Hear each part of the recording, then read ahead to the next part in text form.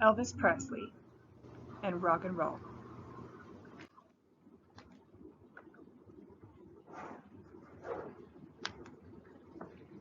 How does an ordinary man become so famous that the whole world knows who he is, even long after he has passed?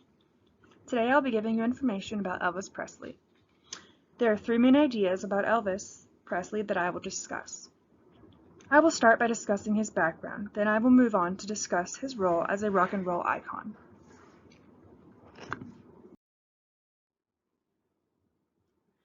And finally, I will finish by giving you information about the impact he left on music and people.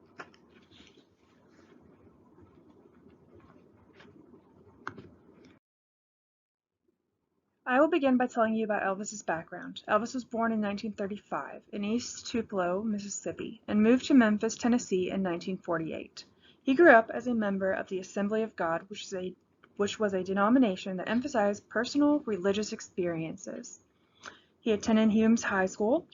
Schools back then were segregated by law in Tennessee. According to John McKim, author of Elvis in the Heart of America, in the white mainstream, Presley's story was quintessentially American, a striver rising to riches from largely impoverished obscurity on the strength of his talent, not on the circumstances of his birth. I don't know what it is, Presley told the Saturday Evening Post in 1956. I just fell into it, really. My daddy and I were laughing about it the other day. He looked at me and said, "What happened, E?" The last thing I can remember was I was working in a can factory and you were driving a truck. It just caught us up. Now we'll move on to discuss his role as a rock and roll icon. Elvis was an American singer and actor. He is considered to be one of the most significant cultural icons of the 20th century for his groundbreaking performances. Throughout Elvis Presley's career, he defined the genre of rock and roll by encouraging a rebellious attitude on the American teens.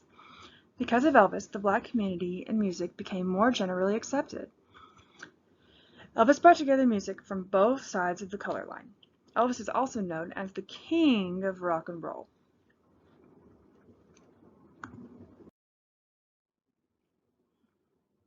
As stated in The King by C. Robert Jennings, in the spring of 1955, Elvis received a telephone call from Sam Phillips at Sun Records.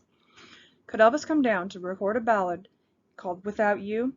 I tried it, Elvis recalls, but I just couldn't do it the way they wanted me to. Then Mr. Phillips took a coffee break, and I started fooling around, singing a song with a rock and roll beat.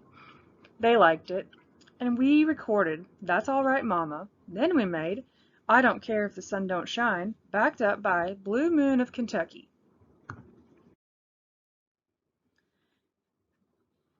And finally, I will finish by informing you about the impact he had on music and people. Elvis Presley combined different types of music to form the genre of rockabilly. He even broke racial barriers by combining the precisely defined genres of music during that time. Elvis changed the American culture by testing social boundaries. Throughout his music, he was able to help white Americans see a new group of performers.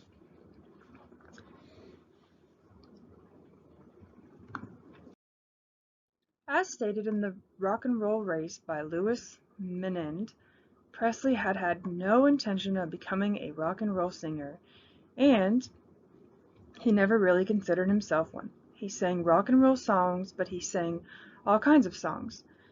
He understood that pop music was a business in which a lot of money could be made.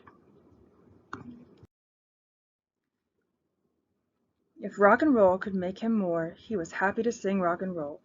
I have to do what I can do best, as he said. But he didn't sing only for the money. He sang because he was a singer. And his enormous popularity exposed people to genres of music they otherwise might not have paid attention to.